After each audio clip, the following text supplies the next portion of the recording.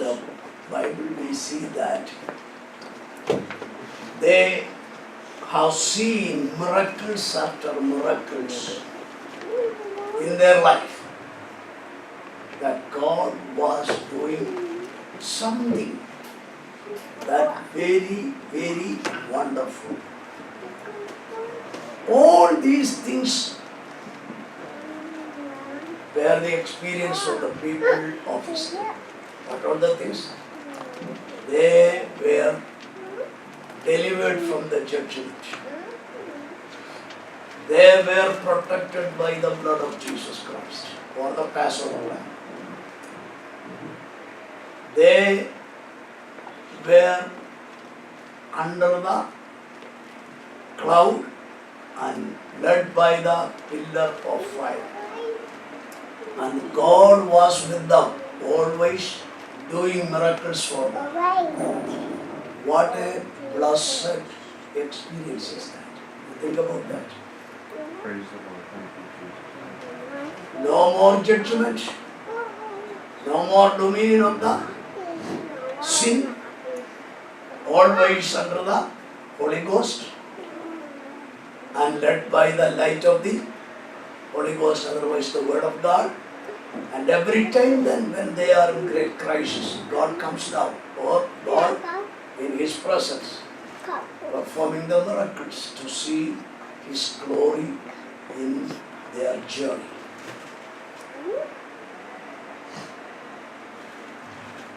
Was it a guarantee that they will be there in the Canaan? So how the people are thinking about our salvation? You think about it. How? People are thinking, oh, I am saved, so it's okay. Oh, my judgment is over. Oh, it's okay.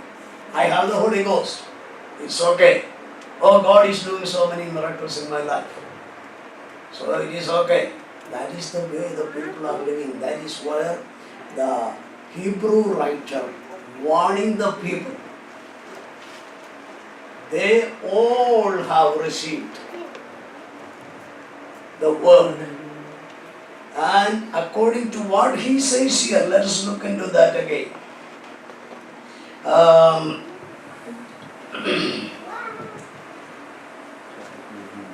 Let us read that 8th verse. Do not harden your hearts as in the rebellion, in the day of trial in the wilderness, where your fathers tested me, tried me, and saw my works 40 years.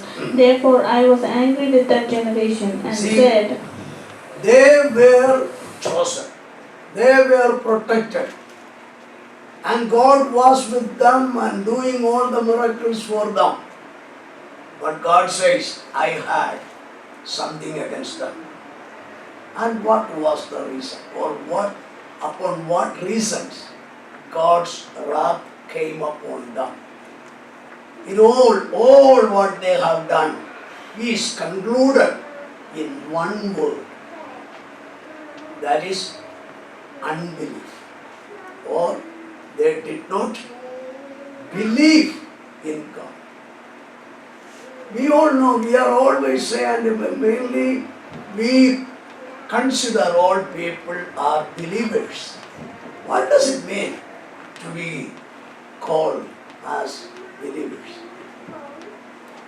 Believers simply means we are not living by sight, but living by what the Word of God speaks to us. Is it what we are really doing? If it is not what happened in our life, that attitude is considered to be or said to be the disbelief or unbelief. So they all were so privileged. They all were saved, redeemed, kept from the dominion of the sin, and were led by the Holy Ghost. And the light of the Word of God was before them, and God was always with them to perform some miracles. But they have got a great problem. What was that? Unbelief. So that was the reason, the main reason for their loss. So that is what we have to understand. It is not because of any other reason. See, the belief or the faith and the works have got very close relation. When we look at the writings of Paul in Galatians and Romans, many people think there is no reason for a believer should work according to the word of God. But when we study the book of James, it is exactly opposite. He is emphasizing about the work or the good things that we do. So the people are confused. In one place it says there is no reason for. We need to know. Paul says no work is accepted, or by any kind of work you are not going to have the spiritual deliverance. You understand? Praise the Lord. Okay? If you want to have the spiritual life and the deliverance in your spirit, victory in your spirit, strength in your spirit, you have to trust only upon the cross of Christ. So, very simple illustration. We can see the Muslims, Hindus, all other religions, Catholics, everybody is doing good works. Am I right? Even in India, according to the report, we see that the RSS and genocide and other Hindu Parivar, all these people are doing so many good works. And we also do the good work. What makes the difference? What makes the difference? No. Doing good works is coming out of the nature of every human being. That is a humanitarian attitude. Even the terrorists, cruel people, all the people, those who are wicked and doing many harm to many people, they are charitable to their own people. Am I right? So doing charity. But there is another thing that Jesus Christ has said to us. If you give a cup of water, thinking that this man is a righteous man, otherwise a man of God, you will be rewarded 100-fold. Am I right? Praise the Lord. What does it mean? At the time of judgment, God does not want anybody comes there and saying, so I have done this, I have given $100,000 for the mission work. Trusting only upon that good works, he cannot claim the spiritual blessing in eternity. You understand? Praise the Lord. At the time God will show him, you have given 100,000. I have blessed you in different ways. 100-fold. These are the blessings that I have done for you. On the other hand, if this person is a person trusted upon the cross of Calvary to receive the spiritual breakthrough and deliverance and life in him, and he gave the $100,000, he will have two blessings. One is here, 100-fold blessing. Okay? Praise the Lord. As he has done it upon the spiritual life and the move of the Holy Ghost, he will be rewarded in eternity also. That is what Bible teaches. That is the reason we see so many people, they are not believers. They are not believing in the blood of the Lord Jesus Christ, but they are prospered. There are many other reasons too. I am just connecting it together with us. So God says, and we have read, the Holy Ghost says, these people, they were crying and praying, and they were always hoping for a deliverance. And they were doing everything that they could do.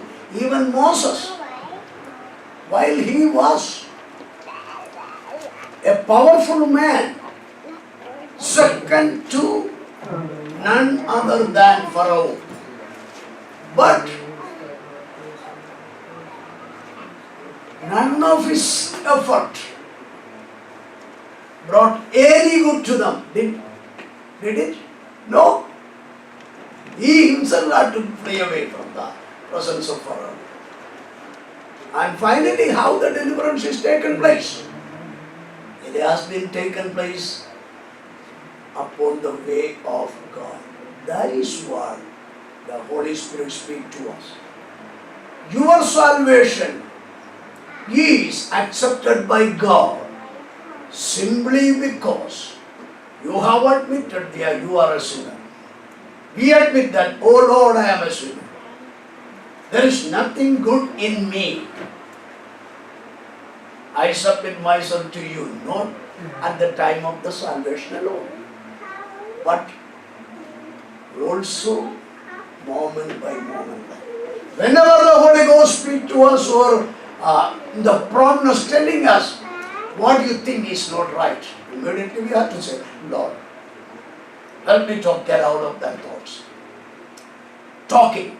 That is the greatest curse upon many people according to the book of Proverbs and the epistle of James and all the others, and even Jesus emphatically said it. Even for a silly word you have spoken, you will be condemned for that. How many of us believe that? You understand? But many of the people are losing all their blessings simply because of the loose talk. We do not know how to talk, when to talk, what to talk, and we do not know when not to talk. Even it is not profitable for anybody in any way. Why do we talk that? We are not called to be the talebearers. Am I? No. I am not called to be a talebearer. In Malayalam it is saying Nonai.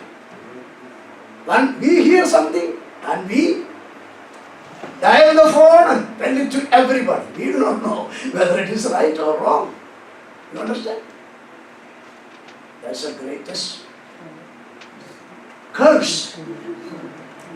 So all these blessings were upon them, and God was so gracious to hear their cry and to perform miracles. Even after the deliverance at the sea of Red Sea, and after that at the Mara, then wilderness, everywhere when they cried, God answered. Am I right? But did they believe the word of God?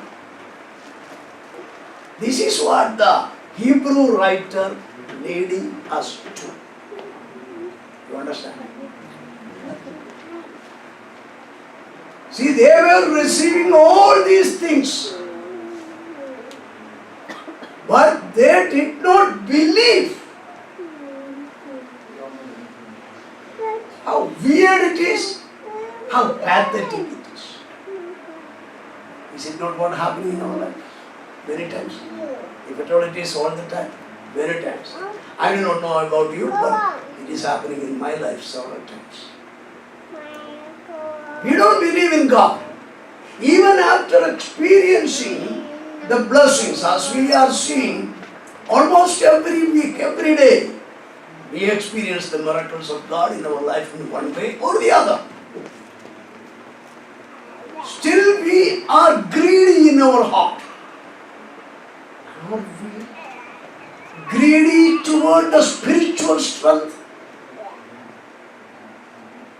if we don't have that desire, ambition, and an ardent prayer to see, Lord, I want to be filled with the Holy Ghost. I want to see my inner man become strengthened. As Apostle Paul, I pray that your inner man must be strengthened with the might of His great power. Do we have that prayer? Most of our prayers are for what? Oh Lord, I want help. I want so many other things. God says, you focus upon the godly things. You will see more and more miracles in your life, because all the blessings will come after you. So we may have a questions in that place, and that is not our subject. But we need to know that if we are in such a condition, that is what it says, unbelief. And also Bible says what? Unbelief before God. Let us read it from the 9th verse, chapter 3, verse 9. Where your fathers tested me, tried me, and saw my works 40 years. Therefore I was angry with that generation, and said, they always go astray in their heart, and they have not known my ways. See, they were always in the hardness of. If we examine our life carefully, prayerfully, upon the Word of God, we will understand God is not our Lord. We are our Lords. You examine yourself and you will find out. Every day that message is coming to me, showing me you are not led by my word. You are led by your understanding. That is not what me ruling you. Many times I hear that voice in my spirit. We have certain, as we have been studying yesterday night, we need to know certain things in that place. When we are gathered together, suppose, yesterday we had the prayer meeting there in Pastor Alex's residence. Let's go to Joshua chapter 24 and verse 1.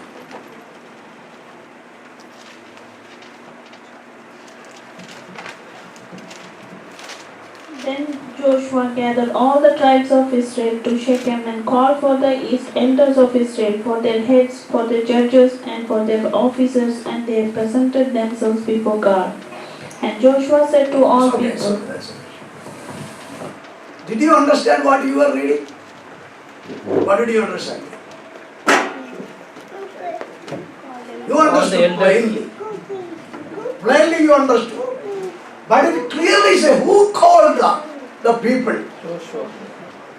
And they all gathered. But the Holy Spirit says they were not in the presence or before Joshua. But where were they? In the presence of God. How emphatically the Holy Spirit and how specific is the writing. You see that? It is Joshua who called. So yesterday we went there for the prayer meeting or in any other place. You asked the church to come and have a prayer meeting. And they are inviting us. But where are we then? This is what we have to understand. It is true that we have arranged the prayer meeting and the worship service, Bible study. But when we get there, where are we getting there? So Friday we had Joey's presidents, and coming Friday we have in Roseville, and we have in different places. We call the meeting, we arrange the meeting. But at whose presence we are? Do we think it in that way? Now Moses says to them, the word of God comes to Moses and he says to them, it is not the word of Moses. It is the word of God. And our responsibility is what? Not to understand that. Okay? But to believe that. We always need to have, I have repeatedly said it to the congregation everywhere I teach. God's purpose for each and every one. To believe, not to understand. Try to understand. We will be in great trouble. Let us see that Moses was commanded. You take a lamb, slay it, take the blood, sprinkle upon the doorpost and the lintel. And now the destroyer will come. When he see the blood, he will not touch you. He will pass over it. Try to understand that. Try to understand that. Will you understand what is going to happen? How can it happen? Taking some animal and slaying it, taking the blood and so further at the Red Sea, they are in great fear before the roaring sea, behind the army of Egypt, Pharaoh. And Moses says to them, don't be afraid. And according to the latest invention, archaeologically they have proven the way they were going, both the sides were high mountains. They did not have any way to go to right or to left. So they don't have any way to go forward. They cannot turn back. In such condition, God says, be not afraid. And see, be still and see the salvation I am going. How you are going to understand that? How you are going to understand that? So many things. Even the disciples could not understand what Jesus was saying. And Jesus told them, you will not understand it now. When the Holy Ghost comes, you will learn more from Him. Because Jesus said, I am going to be delivered into the hands of the Gentiles. And I am going to be crucified and killed. I will be buried. But what does it mean? Can any one of you explain that? How did Jesus come back to life? Can anyone? What we are doing with the Word of God? We are trying to understand it. You will never understand it. But when you believe it, God will take us to the other scriptures and open it before us. And we will be amazed to see how great it is explained through every incident in the Bible from the beginning. So that is what God wants us to. But they hardened their heart. How did they harden their heart? How did they do that? They were expecting something in their way. They could not stay firmly upon what they heard. They could not say to each other, why do you worry? God said, He is going to bring. They did not say that in many places. Oh, how is going to bring the food for all of us in the wilderness? Yes, that is a reasonable question. Am I right? Am I right, fellow? That is a reasonable question. We all have the reasonable question. That is what? That kind of thinking. Oh, he said to us, I am going to give you the flesh or meat. How God is going to bring the meat for all these 30 or 3 million people. 3 million people. That is reasonable, am I right? Is it not what we are all thinking all the time when we hear the word of God? No. This is what Bible says as the unbelief. Reasoning against the word. If God says to you, you may not find the way how to bring it into pass. But it is not your plan. See, in Elisha's time, we all remember that story. The king came. The king and his servant came, and they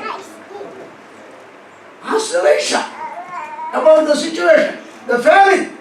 Elisha said, tomorrow at this time, at the gate of Samaria, plenty of foods will be distributed. And what was the king's servant said to Elisha? He was reasoning. How could it happen? Even God opens the windows of heaven above us. It will never happen. You understand? Don't allow your intelligence to rule you when the word of God says to you something. Clear? You may have so many justifications from the word of God. If any justification, any explanation coming to me from the word of God, through the word of God, and not exactly in agreement with what God says to me through the word, that is Satan. Did you understand it clearly? Anything that I hear from the Lord and so many scriptures coming to me in disagreement with what God has spoken to me, that is not from God. That is from Satan. That may be a very good reasoning. That may be a very good explanation. That may be acceptable for all the people living around us. Even to the pastor, it may be an acceptable explanation. But if it is not agreeable with the spoken word of God, the written word of God, that is coming from a curse one. Clear? Clear? Any reasoning in disagreement with the word of God, that is what hardening the heart. And again it says in a different way. Read it further. Chapter 3. So I swore in the 12th verse. Beware, brethren, lest there be in any of you an evil heart of unbelief in departing from the living God. Again that unbelief, or a person with the unbelief about his heart is said to be what? Evil heart. We all know Jeremiah 17 verse 9 clearly says that the heart is wicked and deceitful. It is deceitful and wicked, desperately wicked. That is what the word. But that heart become clear by submitting to the cross of Calvary and allowing the high priest, Jesus Christ, to take his blood and sprinkle upon our heart, and thereby all the evil conscience is purged off. You understand? Clear? that had become hardened and evil by what? By simply reasoning against the word of God. Okay? We have all the right to reason, but everything should be in agreement with what the Lord has spoken to us. We have already seen from the second chapter. We have to hold on to what we heard. God speaks something and He will never change that. The word of God is ever and ever established in heaven. There will be no changes for that. So the number one, hardening means any kind of explanation and reasoning against the clearly written or spoken word of God. Okay? Number two, when we go by that, God sees our heart as an evil heart. And again, reading. But exhort one another daily, while it is called today, lest any of you be hardened through the deceitfulness of sin. For we have become partakers of Christ if we hold the beginning of our confidence steadfast to the end. Read the 13th verse. But exhort one another daily, while it is called today, lest any of you be hardened through the deceitfulness of sin. See, the third thing that unbelief is said to be here as what? Deceitfulness. Okay? Any kind of doubt.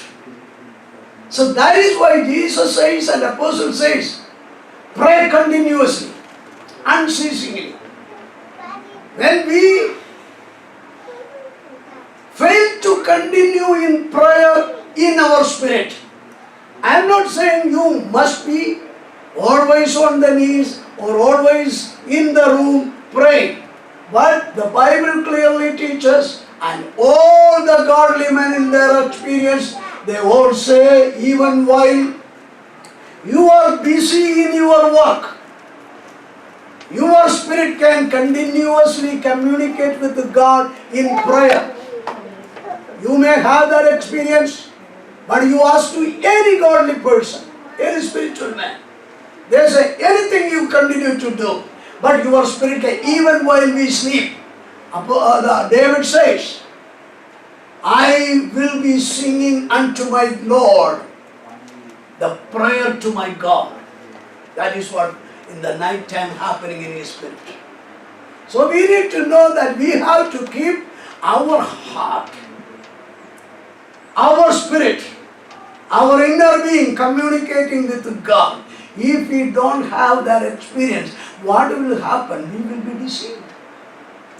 We will be deceived. Even Jesus Christ said, when the days are closer to my coming, even the very elect will be deceived. By what?